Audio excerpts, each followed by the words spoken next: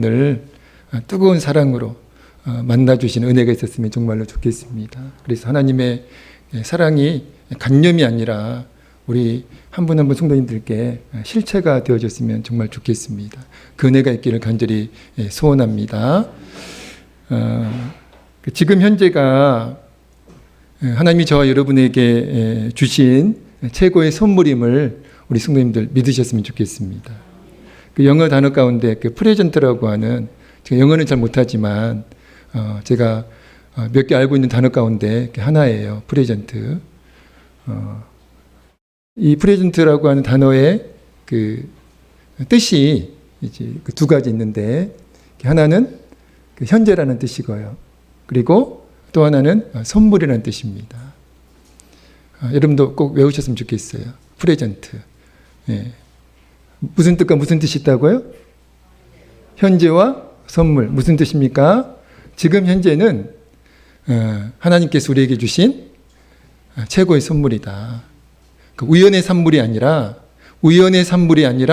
하나님이 저와 여러분에게 주신 최고의 선물이다. 아멘. 그래서 지금 현재를 감사하면서, 하나님이 우리에게 주신 최고의 선물이니까요. 만약에 하나님이 우리를 살려주지 않으셨다면 우리는 지금 존재할 수 없는 거잖아요. 그래서 지금 현재는 하나님이 우리에게 주신 최고의 선물인 줄로 믿습니다. 그래서 저는 기뻐할 일이 없는데요. 아니에요. 그 믿음만 있으면, 지금 현재가 하나님이 나에게 주신 최고의 선물이다라고 하는 그 믿음만 있으면 항상 기뻐할 수 있습니다. 그래서 아멘을 안 하시네요. 이렇게 놀라운 메시지를 말씀드리는데 왜 아멘을 안 하실까요? 별로 감동이 없으셨나요? 할렐루야. 네. 그래서 지금 현재를 정말 감사하면서 기뻐하는, 기쁨으로 누리시는 여러분 되시기를 우리 주의 이름으로 간절히 축원드립니다. 우리 옆에 있는 분에게 이렇게 인사하시죠. 성도님께 지금 현재는 하나님이 주신 최고의 선물입니다. 이렇게 한번 인사하시죠.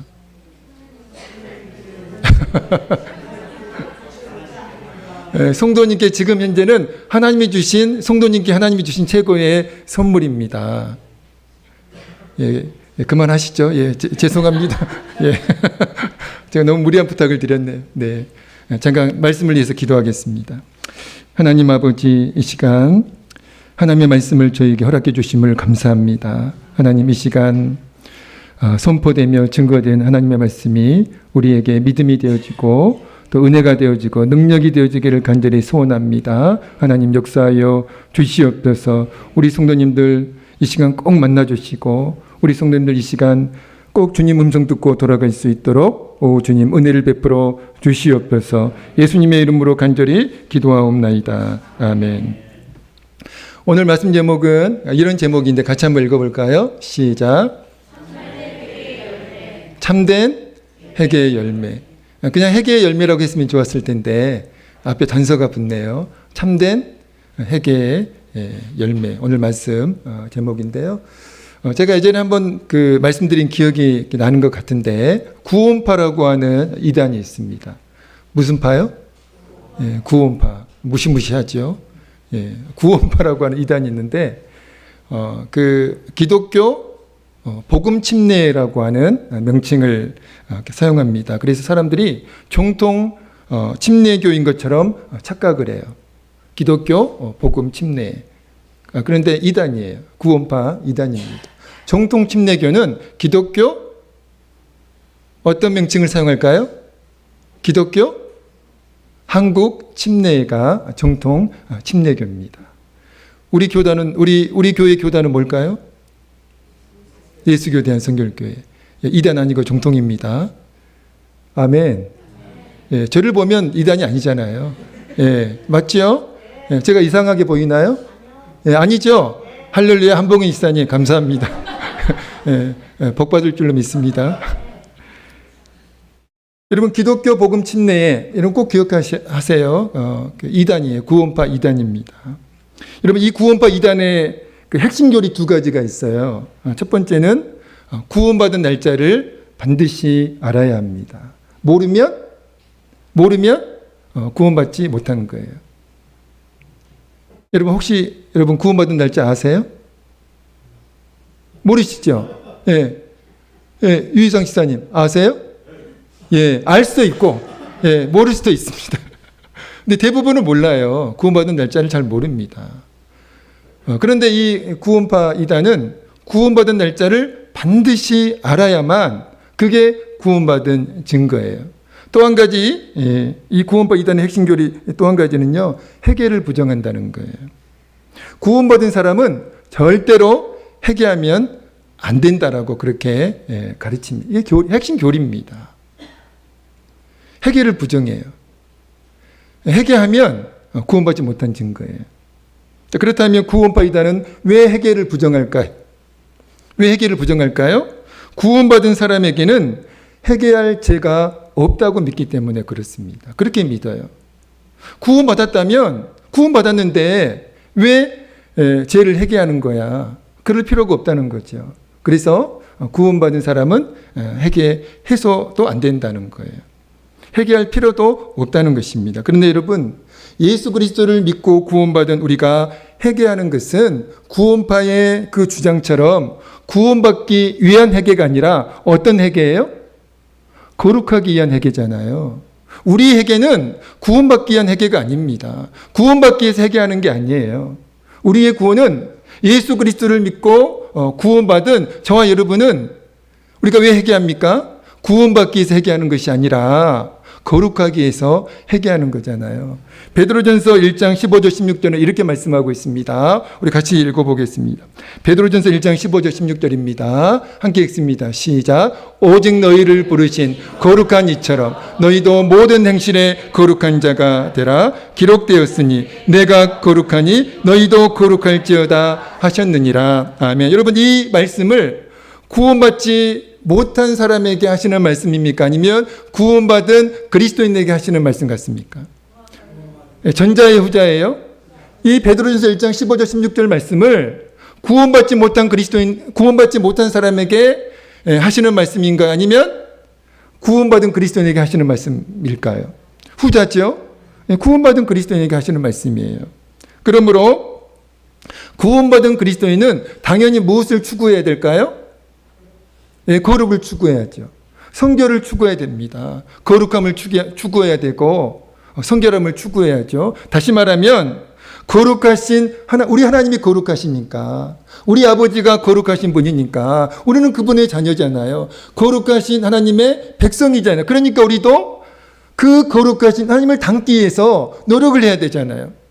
우리가 과거에는 사단의 종이어가지고 사단을 닮았어요. 그러나 이제는 사단의 속박에서 해방이 되어가지고 하나님께 속한 자들이 되었잖아요. 그러면 거룩하신 그 하나님을 닮기 위한 노력이 우리에게 있어야 되는데요. 그 하나님을 닮기 위해 노력하는 그 노력의 핵심적인 수단이 무엇입니까? 회개입니다.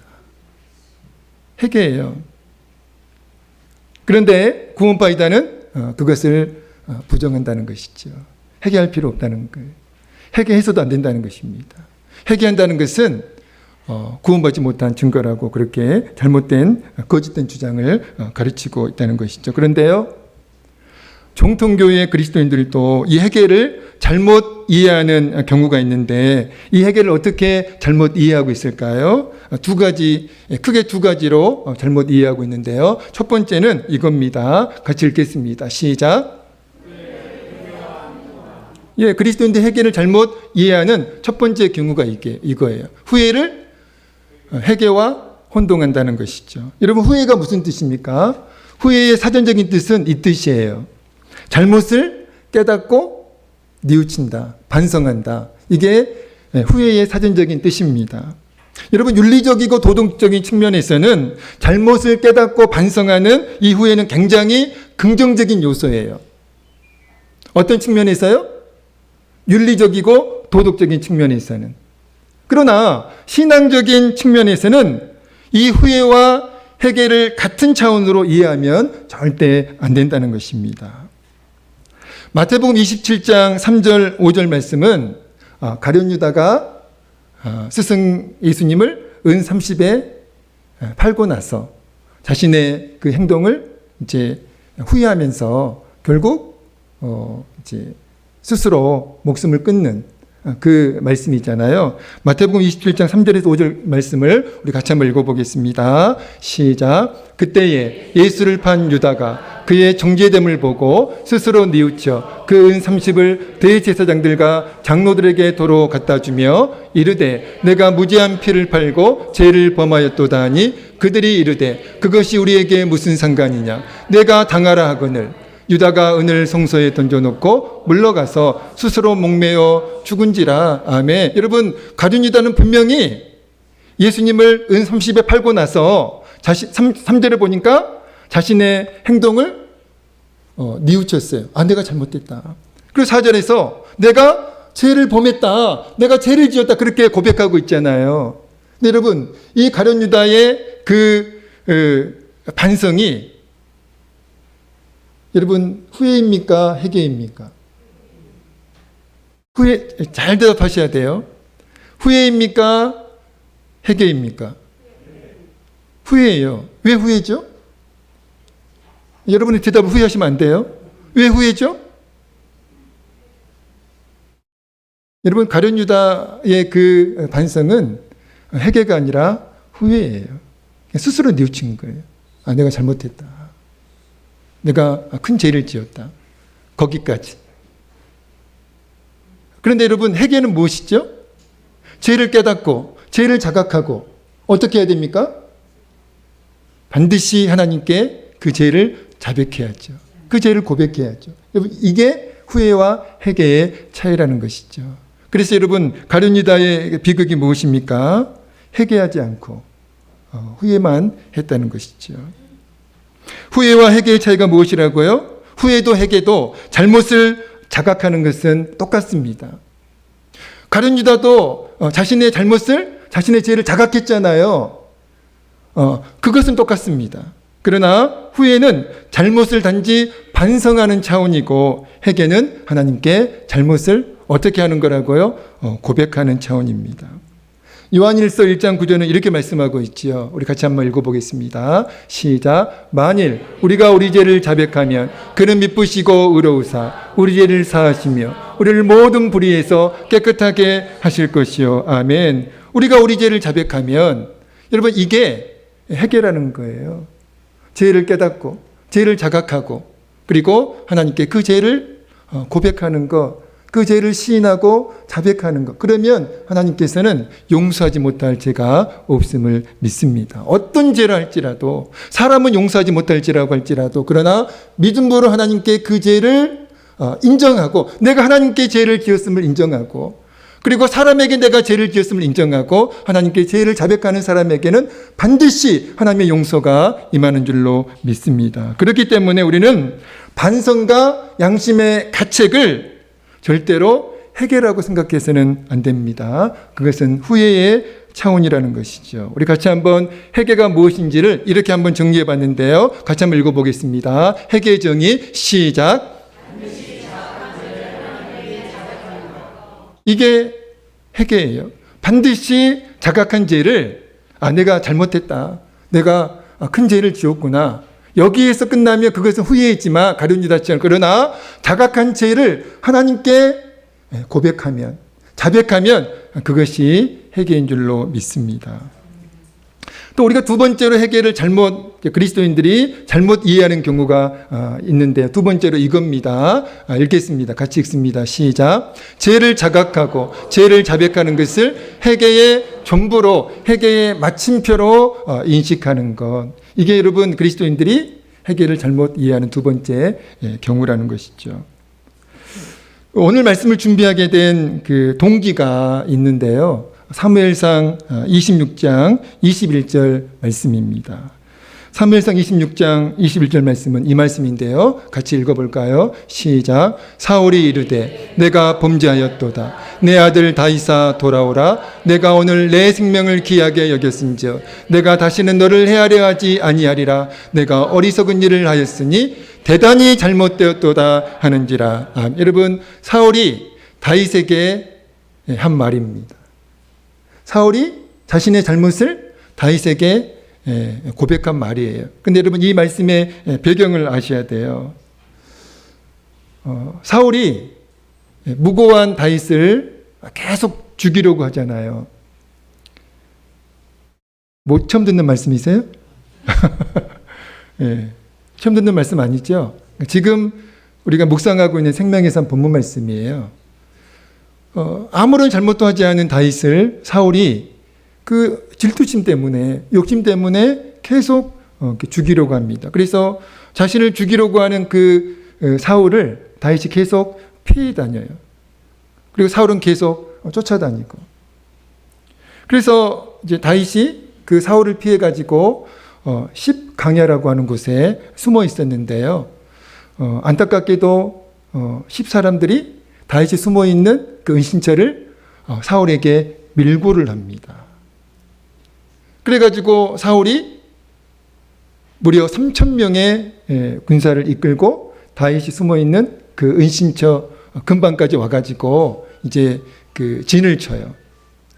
그리고 이제 그 방심한 상태에서 군사들도 다 잠이 들고 또 사울도 깊이 잠이 들었습니다. 방심한 것이죠. 그때 다윗이 딱 부하 한 사람, 아비새 부하 한 사람만을 데리고 그 사울의 진영으로 몰래 들어갔고요. 그리고 사울이 자고 있는 그 장소까지 이제 그 침입해 들어갔죠. 그때 다윗의 부하 아비새가 지금 눈앞에 누가 있어요? 사울이 곤히 잠들어 있습니다. 호위무사들도 없어요.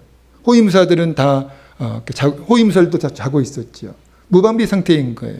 마음만 먹으면 사울을 단번에 죽일 수 있습니다. 그래서 그 다윗이 동행한 그 부하 아비새가 다윗에게 이렇게 말합니다. 대장님, 명령만 내리십시오. 제가 그 대장님의 원수 사울을 제가 단칼에 죽이겠습니다. 하나님께서 대장님에게 주신 조로의 김, 조로의 찬스입니다. 명령만 내려주십시오. 그렇게 요청을 하죠. 그러니까 다윗이 그 요청에 어떻게 했어요? 어떻게 했습니까? 안 된다라고 했죠. 안 된다. 그리고 그 사울 머리맡에 있던 그 창과 물병만을 가지고 몰래 빠져 나오죠. 여러분, 왜 다윗이 사울을 죽일 수 있는 조로의 기회가 주어졌는데도 사울을 죽이지 않았을까요? 여러분, 다윗에게는 그 믿음이 있었습니다. 내가 지금 사울을 죽이면 나도 사울처럼 하나님께 죄를 짓게 된다라고 하는, 나도 하나님께 죄인이 된다라고 하는 그 믿음이 있었기 때문에 사울을 죽이지 않은 거예요. 하나님이 나에게 주신 조로의 기회라고 그렇게 잘못 해석하지 않고 착각하지 않고 내가 사울을 죽이면 나도 똑같이 사울처럼 똑같은 사람이 된다라고 하는 그 믿음 때문에 사울을 죽이지 않은 것입니다. 그리고 이제 사울의 진영에서 멀리 벗어난 후에 사울을 향해서 다윗이 책망을 하죠. 왕이시여, 왕이 나를 죽이러 가는, 무고한 나를 죽이러 가는 것은 도대체 누구의 뜻입니까? 하나님의 뜻입니까? 아니면 당신의 뜻입니까? 당신의 욕심 때문입니까? 그렇게 책망을 하죠. 그때 사울이 정신이 번쩍 들죠. 아, 내가 잘못했구나.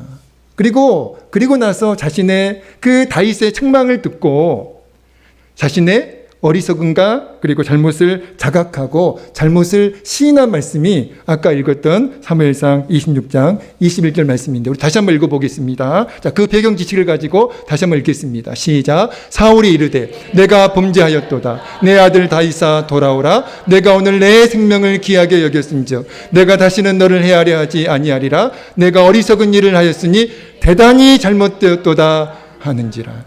내가 범죄하였도다. 내가 어리석은 일을 하였다. 대단히 잘못되었도다. 자신의 잘못을 시인했어요. 자신의 죄를 인정했습니다. 그런데 여러분, 어떻게 되었을까요? 그러면 사울을 이제 죽이는 일을 멈춰야 되잖아요. 그런데 그 이후에도 사울은 다윗을 향한 적대감을 버리지 못하였고요. 다윗을 계속 죽이기 위해서 추격을 했다는 것입니다. 사무엘상 27장 4절 말씀이 이제 증거인데요. 같이 읽어보겠습니다. 사무엘상 27장 4절입니다. 시작. 다윗이 가드에 도망한 것을 어떤 사람이 사울에게 전하매 사울이 다시는 그를 수색하지 그 이후에도 사울이 계속 다윗을 추격했다는 거예요. 죽이려고. 그런데 다윗이 가드로 도망친 것을 알고서 그때에 비로소 다윗 쫓는 것을 멈췄다는 것입니다. 사랑하는 성도 여러분, 사울이 다윗의 간용과 그리고 책망을 통해서 자신의 어리석음, 자신의 잘못을 자각하고 회개했지만 그 회개를 진정한 회개로 인정할 수 없는 까닭이 무엇입니까? 단지 사울은 입술로만 잘못을 시인했기 때문입니다. 여러분, 회개가 헬라어로 메타노이아예요. 무슨 뜻일까요? 방향의 전환입니다. 방향을 바꾸는 거예요. 회개가 무슨 뜻이라고요? 방향을 전환하는 것, 방향을 바꾸는 것. 여러분, 운전하시는 분들 차를 운전할 때 이제 방향이 잘못됐음을 알게 되면 어떻게 해야 됩니까? 예, 유턴해야 되죠. 예. 방향이 잘못됐음을 알면 빨리 방향을 바꿔야 되잖아요. 그게 메타노이아입니다. 방향을 바꾸는 것, 유턴하는 것. 예를 들어서 이제 속초를 이제 향해서 가는데요. 속초 가고 싶으시죠? 네. 아니면 여수 가고 싶으신가? 여수 밤바다? 할렐루야, 목포. 네. 언젠가 갈 줄로 믿습니다. 예. 아멘 안 하셨어요. 언젠가 저와 함께 우리 성도님들 목포 갈 줄로 믿습니다. 예. 담임 목사 성진, 목포. 목포는 항구다. 예. 정말 좋아요. 예. 여러분, 속초나 목포를 이제 가려고 하는데 가다 보니까 부산인 거예요, 방향이. 가다 보니까 방향이 익산인 거예요. 그럼 어떻게 해야 됩니까? 빨리 바꿔야죠, 방향을. 무시하고 가면 안 되잖아요. 방향을 빨리 자신이 가려고 하는 목적지와 다른 방향으로 가고 있으면 빨리 방향을 바꾸는 것. 그게 메타노이아입니다. 결국 이 메타노이아는 무엇을 의미하는 단어일까요? 행동의 변화와 삶의 변화를 의미하는 단어입니다. 사울은 잘못을 자각했어요. 분명히 자신의 잘못을 자각했어요. 그리고 자신의 잘못을 시인했잖아요. 내가 범죄하였도다. 분명히 자각했고 자백했는데 여러분, 문제가 무엇입니까? 그 이후에 행동의 변화가 없었다는 것이죠. 그 이후에 삶의 변화가 없었다는 것입니다. 세례 요한이 누가복음 3장 8절에서 촉구한 것이 있어요. 뭘 촉구했을까? 세례 요한이 이걸 촉구했잖아요. 누가복음 3장 8절입니다. 시작. 그러므로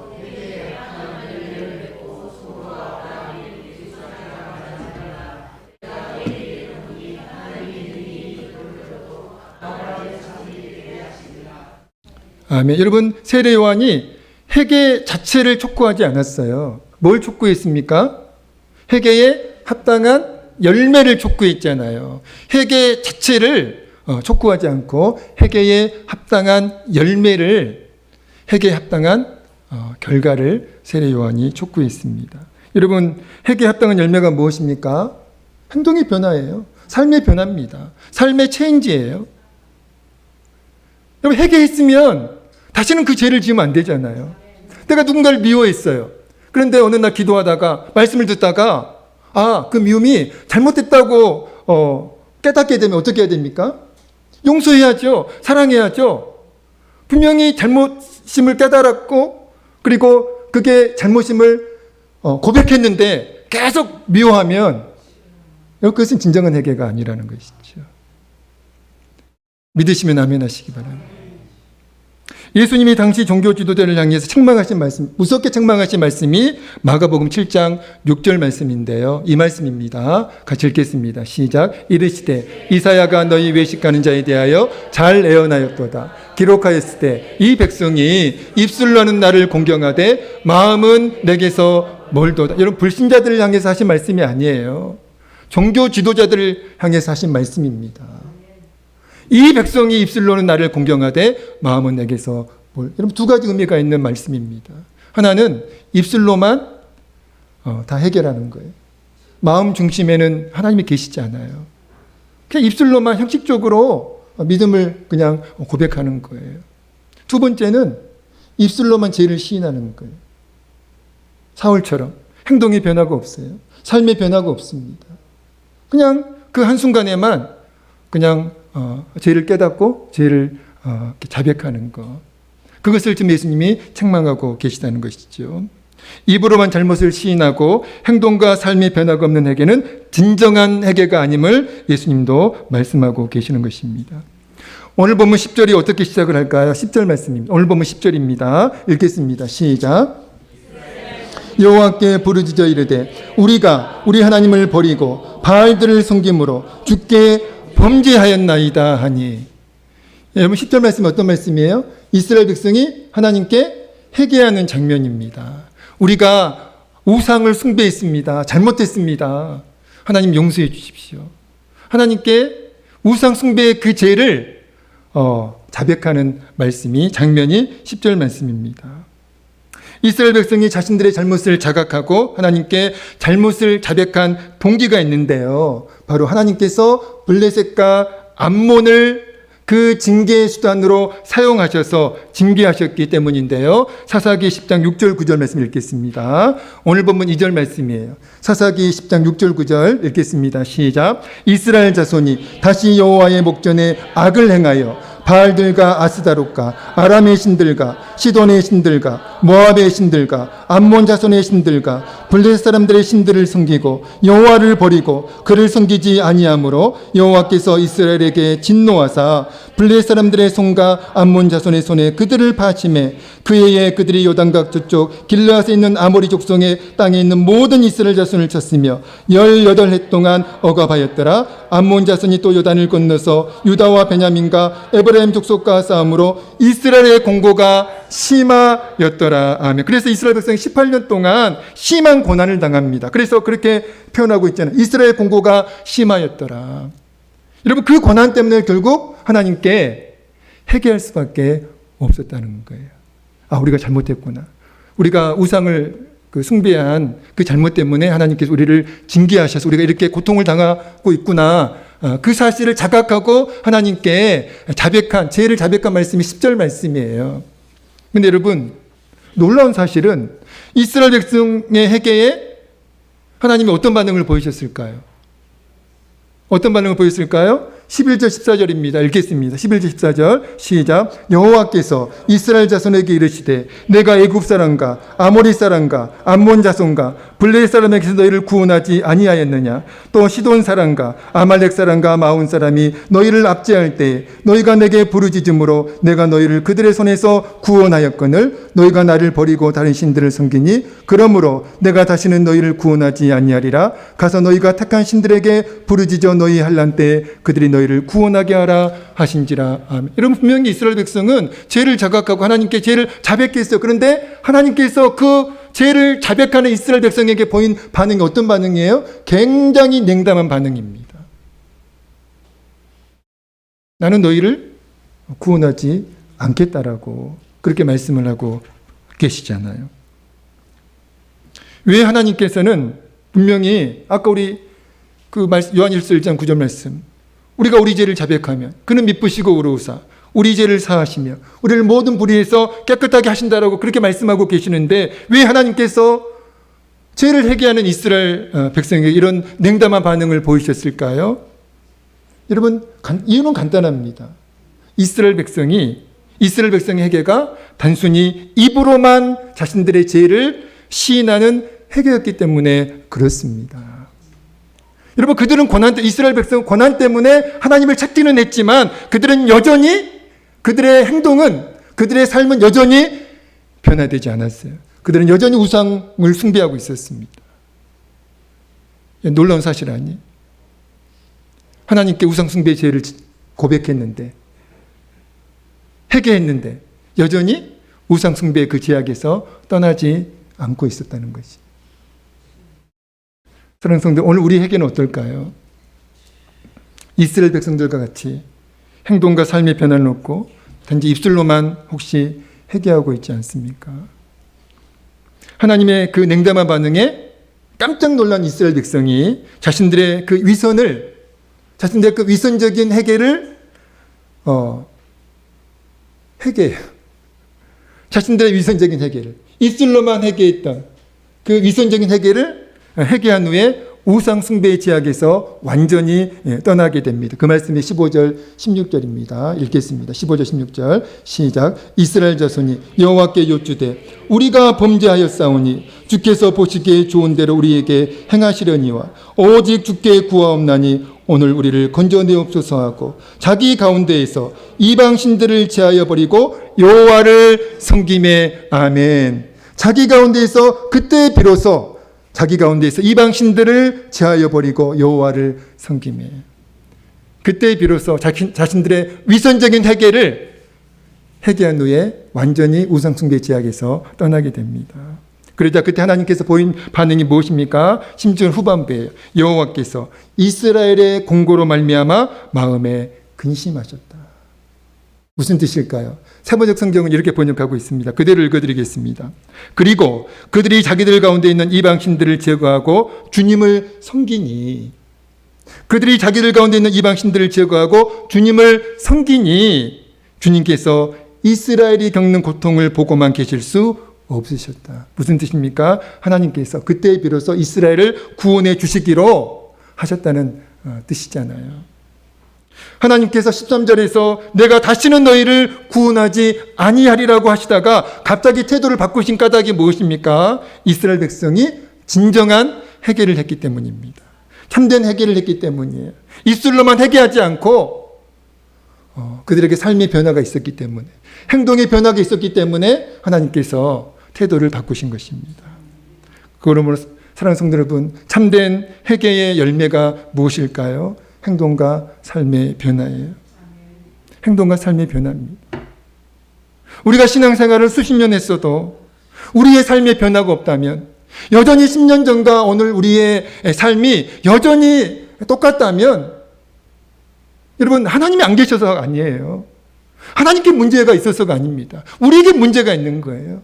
우리가 입술로만 하나님을 공경하고, 그리고 입술로만 회개하기 때문에 십수년을 우리가 예수 믿었지만, 십수년을 우리가 신앙생활을 했지만 여전히 그대로라는 거죠. 진정한 회개는요, 입술의 고백만을 의미하지 않습니다. 방향의 전환이에요. 메타노이아예요. 방향의 전환입니다. 즉 행동과 삶의 변화가 수반된 회개가 진정한 회개이고 참된 회개인 줄로 믿습니다. 말씀을 마치겠습니다. 오늘 두 가지 말씀드렸어요. 우리가 잘못 이해하고 있는 회개. 첫 번째가 뭐였습니까? 후회와 회개를 혼동하시면 안 돼요. 양심의 가책과 반성은 후회이고, 자각한 죄를 하나님께 자백하는 것이 회개인 줄로 믿습니다. 또 잘못을 자각하고 잘못을 시인하며 자백하는 것을 회개의 전부로, 회개의 마침표로 생각하시면 안 됩니다. 참된 회개의 열매의 기준이 무엇이라고요? 행동의 변화가 있어야 돼요. 삶의 변화가 있어야 됩니다. 잘못을 깨달았으면, 잘못을 자각했으면 하나님께 자백하고 그리고 바꾸는 거예요. 그 잘못된 삶의 태도를 바꾸는 거죠. 내가 잘못했다고 시인한 그 잘못된 삶의 모습에서 떠나야죠. 삶을 바꿔야죠. 체인지하셔야 됩니다. 여러분, 거기에 은혜가 임하고 거기에 하나님의 축복이 임하고요. 그리고 하나님과 온전한 관계가 회복될 줄로 믿습니다. 그 은혜가 우리 성도님들께 임하기를, 이 시간 임하기를 우리 주의 이름으로 간절히 축원드립니다. 기도하겠습니다. 하나님 아버지, 우리에게 참된 회개가 있기를 원합니다. 하나님 아버지, 우리가 잘못을 깨달았을 때, 잘못을 자각했을 때 반드시 하나님께 나아가 하나님께 우리의 잘못을, 우리의 죄를 자백하는 저희가 되어지기를 원합니다. 그리고 잘못을 자백하고 우리의 삶의 변화가 있기를 원합니다. 우리의 잘못된 삶을 바꾸기를 원합니다. 우리의 잘못된 행동을 바꾸기를 원합니다. 그러한 우리가 되어줄 수 있도록 하나님 은혜를 베풀어 주시옵소서. 예수님의 이름으로 간절히 기도하옵나이다. 아멘.